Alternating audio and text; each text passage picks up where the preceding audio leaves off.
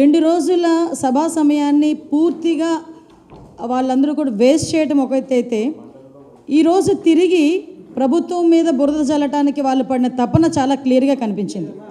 ఈరోజు మార్నింగ్ మనం అందరం కూడా గమనించుకుంటే ప్రశ్నోత్తరాల సమయాన్ని కూడా జరగనివ్వకుండా ఏదో రాద్ధాంతం జరిగిపోయింది అని సంబంధం లేని వ్యక్తులను తీసుకొచ్చి బురద చల్లటానికి ప్రయత్నం చేస్తే, వాయిదా వేసిన కౌన్సిల్ మళ్ళా తిరిగి సమావేశం అయిన తర్వాత కూడా నోటికొచ్చినట్టు అబద్ధాలు మాట్లాడడానికి ఏదో ప్లెకార్డులు చూపించడానికి ఉపయోగించుకున్న తీరు కూడా మీరందరూ కూడా చూశారు.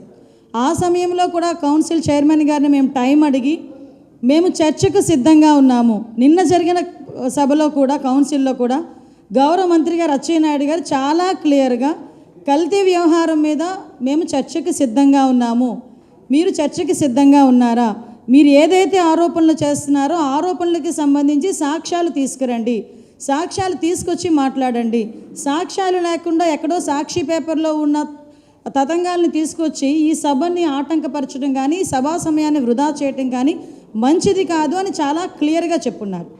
అయినా ఎగైన్ ఈరోజు మేము చర్చకు సిద్ధమని చెప్పి నిన్న మా మంత్రి గారు చెప్పిన తర్వాత కూడా ఎగైన్ ఈరోజు మళ్ళీ వాళ్ళు అదే చర్చ కావాలి అనేటప్పుడు కూడా మేము కూడా చెప్పున్నాం.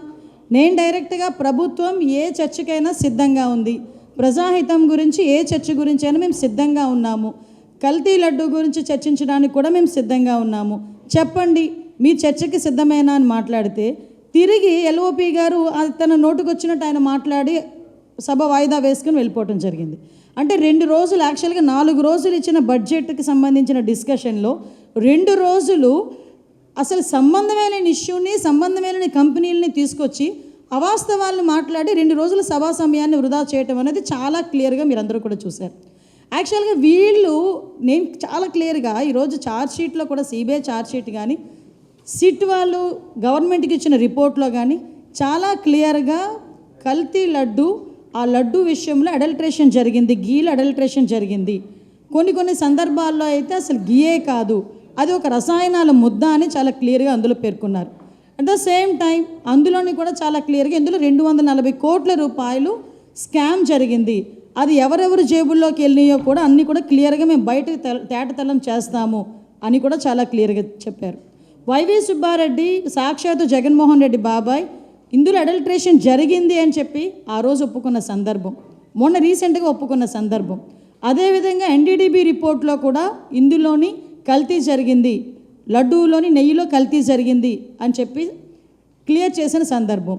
మైసూర్ ల్యాబ్లో కూడా చాలా క్లియర్గా వాళ్ళు గవర్నమెంట్లో ఉన్నప్పుడే 2020లోనే వాళ్ళు గవర్నమెంట్లో ఉండేటప్పుడే ఇలా అడల్ట్రేషన్ జరిగింది అని చెప్పినప్పుడు దాని అంతటినీ కూడా దాచిపెట్టిన విషయం వాస్తవం కదా. ఈ విషయాలన్నీ మాట్లాడండి రా బాబు అంటే లేనిపోని వ్యవహారాలన్నీ మీరు ఒక్కసారి క్రానలాజికల్గా కూడా చూసుకుంటేనండి, ఇంతకుముందు ఇలాగే సభా సమయాన్ని అవాస్తవాలను తీసుకొచ్చి సభలో పెట్టి కొన్ని రోజులుగా సభను జరగకుండా చేసిన సందర్భాలను కూడా మీకు గుర్తు చేయాలి. మీకు లాస్ట్ టైం మీ అందరికీ గుర్తే ఉంటుంది పింక్ డైమండ్, మీరందరూ ఎవరు కూడా మర్చిపోలేని మాట అది.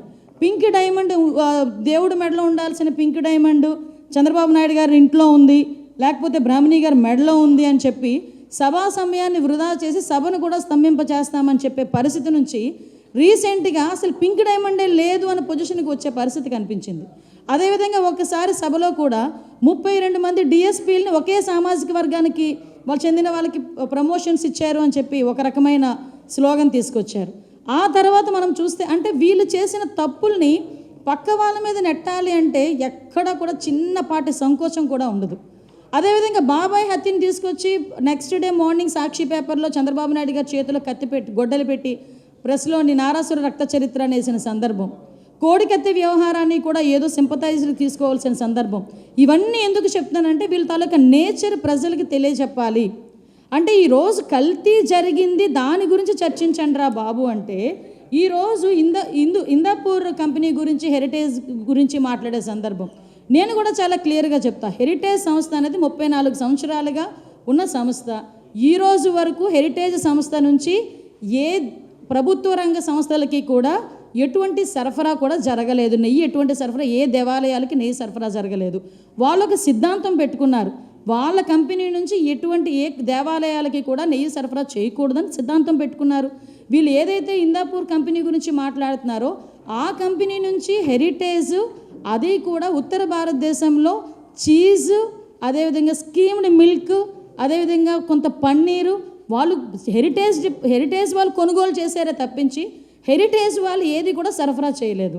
దేనికండి ఇంత రాద్ధాంతం చేస్తున్నారు? అసలు దానికి దీనికి సంబంధం ఏంటి? అరే కల్తీ జరిగిందిరా బాబు, దాని గురించి మాట్లాడరా అంటే అలా కాదు, ఇప్పుడు ఇందాపూర్కిను హెరిటేజ్కి ఏదో సంబంధం ఉంది అంటే ఏంటంటే దేనికి సంబంధం లేని విషయాన్ని బయటకు తీసుకొచ్చి రాద్ధాంతం చేస్తే ప్రజలు మభ్యపెట్టేయచ్చు, వాళ్ళ తాలూకా తప్పులు కప్పిపుచ్చేయచ్చు అనే సందర్భాన్ని అయితే చాలా క్లియర్గా చెప్తున్నాం. ఎందుకంటే వీళ్ళకి దేవుడితో రాజకీయాలు చేయడం అన్నది వీళ్ళకి చాలా వెన్నతో పెట్టిన విద్య. ఎందుకు అంటే వీళ్ళకి దేవుడి మీద ఒక నమ్మకం ఉండదు, ఒక భయం ఉండదు, ఒక భక్తి ఉండదు. మీకు తెలుసు 7 కొండలవాడ అని చెప్పేసి మాట్లాడే సందర్భం నుంచి 7 కొండలు ఎందుకు 2 కొండలు అన్నందుకు ఏం జరిగిందో వాళ్ళ ఫ్యామిలీలో మనందరం కూడా గుర్తుంది, అందరికీ గుర్తుంది, వాళ్ళకి కూడా గుర్తుంది. క్షమించాలి, కొన్ని సందర్భాల్లో కొన్ని గుర్తు చేయాల్సిన అవసరం మాకు కూడా ఉంది. ప్రజలకు రిజిస్టర్ అవ్వాలి. ఇది ఈరోజు ఎంతో పవిత్రంగా భావించే ఆ లడ్డు, తిరుపతి లడ్డు అంటేనే చాలా పవిత్రంగా భావించే తిరుపతి లడ్డు, అటువంటి తిరుపతి లడ్డూని కూడా కల్తీ నెయ్యి అనేకన్నా రసాయనాల ముద్ద అనొచ్చేమో. ఎందుకనంటే అందులో నెయ్యే లేదు. వాళ్ళ తాలూకా టెండర్లు ఎందుకు? మేము ఈరోజు మీ పరంగా వాళ్ళకందరికీ మేము చెప్తున్నాం, ఈరోజు కల్తీ లడ్డు గురించి చర్చించడానికి మేము సిద్ధంగా ఉన్నాం. ఎందుకు టెండర్లు మార్చారో చర్చిద్దాం రండి, ఎందుకు కొన్ని టెండర్ని డైల్యూట్ చేశారో చర్చిద్దాం రండి, ఎందుకు అంటే కంపెనీల్లో కూడా అసలు పాలకు సంబంధించిన ప్రొక్యూర్మెంట్ అవసరం లేదని అవి కూడా ఎందుకు పెట్టారో అది కూడా చర్చిద్దాం రండి. ఏ రసాయనాలు అందులో యూజ్ చేశారో చర్చిద్దాం రండి. ఎప్పటి నుంచి జరుగుతుంది, ఎన్ని కోట్ల స్కామ్ జరిగిందో చర్చిద్దాం రండి. మేము అన్నిటికీ చర్చించడానికి రెడీగా ఉన్నామని మేము చెప్తున్నాం. ఏసీలో ఎటువంటి నిర్ణయం తీసుకున్నా నిర్ణయాన్ని కట్టుబడి ఉంటామని మేము చెప్తున్నాం. ఇవన్నీ పక్కన పెట్టి ఈరోజు అబద్ధాలని, అవాస్తవాలని ప్రజల ముందు ఉంచేదానికి చేస్తున్న ప్రయత్నం చూస్తూ ఉంటే నిజంగా ఒక పక్క సిగ్గు అనిపిస్తుందండి. ఏదో ఒక జంతువు బురదలో పొర్లి బయటకు వచ్చి అందరికీ అంటించడానికి విధులిస్తుందట. ఆ పరిస్థితి అలా ఉందన్నమాట వీళ్ళ పరిస్థితి. అంటే అక్కడ వాళ్ళు బురదలో ఉండిపోయిన సంగతి తెలిసి కూడా అందరికీ బురద అంటించేస్తే మేము కూడా సంతోషంగా ఉంటాము. అదొక సైకిక్ నేచర్ అనమాట. ఆ సైకిక్ నేచర్తో మాట్లాడే సందర్భం అంటే నేను మరి ఎన్నో సందర్భాల్లో మేము మాట్లాడతాం, ఎవరితోనైనా ఆడుకోండి కానీ దేవదేవుడు వెంకటేశ్వర స్వామితో మాత్రం గేమ్స్ ఆడొద్దు అని. సేమ్ యాస్ట్రీస్గా మళ్ళీ అదే దేవుడి పేరు తీసుకొచ్చి ఈరోజు సభలో చేస్తున్న రాద్ధాంతం కూడా మీరందరూ కూడా చూస్తున్నారు. నిజంగా చాలా బాధ అనిపిస్తుంది. ఎందుకంటే వీళ్ళు పని ఒకటే నాకు ఇంతకీ అర్థం కానిది ఏంటంటేనండి, సాక్షి పేపర్లో ఒక అనామకుడు కూర్చుంటాడు, ఏదో రాస్తాడు, వాడి ఫీలింగ్ ఎలా ఉంటుందో, అతని ఫీలింగ్ ఎలా ఉంటుందంటే ఇది ప్రపంచ స్థాయి ల్యాబొరేటరీలా ఫీల్ అవుతుంటాడు ఆయన. అందులోంచి ఒక కాగితం వస్తే ఆ కాగితం పట్టుకొని అక్కడ రాస్తాడు, ఇక్కడ రాద్ధాంతం చేస్తారు కౌన్సిల్లో. ఆడేదో రాస్తే అది పట్టుకొని వచ్చి చూపిస్తారేంటండి, నాకు అర్థం కాదు. మేము 4 రిపోర్ట్లు మేము చూపిస్తామంటున్నాం. ఎన్డీడీబీ రిపోర్ట్ చూపిస్తాం, మైసూర్ ల్యాబ్ రిపోర్ట్ చూపిస్తాం, ఛార్జ్ షీట్లో సిబిఐ ఏం రాసిందో చూపిస్తాం, సిట్ రిపోర్ట్లో ఏముందో చూపిస్తాం. ఇన్ని రిపోర్ట్లు మేము చూపిస్తామని చెప్పి ఆఖరికి వైవి సుబ్బారెడ్డి ఏం మాట్లాడారో కూడా మేము చూపిస్తాం.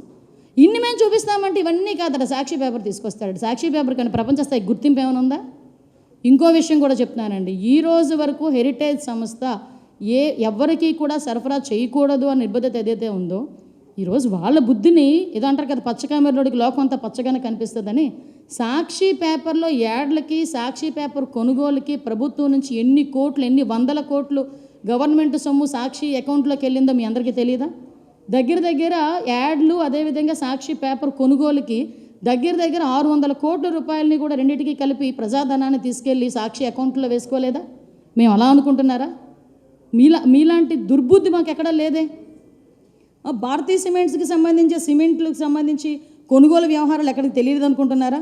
మేము ఒకటే చాలా క్లారిటీగా ఉన్నాం, ఈరోజు మేమేమీ తప్పు చేయలేదు కాబట్టే ఎక్కడ కూడా మీ క్లియర్గా కల్తీ జరిగింది అన్నది క్లారిటీ ఉంది కాబట్టే ఈరోజు మీరు చర్చకి రండి అంటే మేము సిద్ధంగా ఉన్నామని చెప్పాం.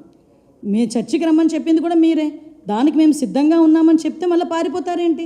ఇప్పుడు గుర్తొచ్చింది ఆ బడ్జెట్, కమింగ్ 2 days బడ్జెట్ గురించి మాట్లాడాలని. మరి 4 రోజుల బడ్జెట్ సమయాన్ని ఎందుకు మీరు వేస్ట్ చేశారు? ఈ విషయాలన్నిటి మీద కూడా గౌరవ ప్రతిపక్ష సభ్యులు సమాధానాలు చెప్పాల్సిన అవసరం ఉంటుంది. మేము చాలా క్లియర్గా ఉన్నాం. ప్రజాహితం మళ్ళీ చెప్తున్నా, ప్రజాహితం గురించి మేము ఎటువంటి చర్చలకైనా మేము సిద్ధంగా ఉన్నాం. మేము ఆధారాలతో నిరూపిస్తాం. మీకు దమ్ముంటే ఆధారాలు తీసుకొచ్చి మాట్లాడండి.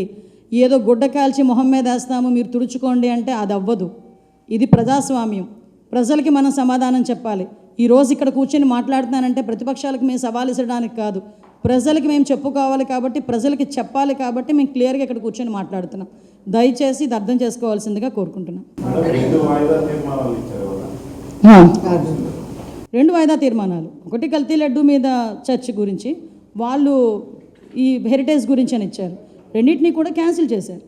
2 వాయిదా తీర్మానాలు వాళ్ళే ఇచ్చుకుంటారు, 2 వాయిదా తీర్మానాలు వాళ్ళే తిరస్కరించుకుంటారు, మళ్ళీ వాయిదా వేసుకుంటారు, మళ్ళీ ఎగైన్ వచ్చి మా మీద బురద చల్లుతారు, వెళ్ళిపోతారు.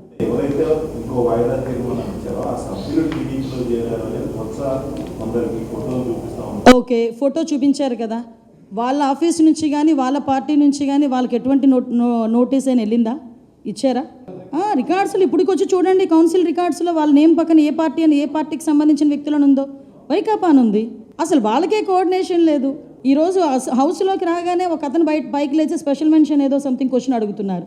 వాళ్ళకి ఏం చేయాలో కూడా వాళ్ళకే ఒక క్లారిటీ లేకుండా వాళ్ళు బిహేవ్ చేసే పరిస్థితి కనిపిస్తూ ఉంది.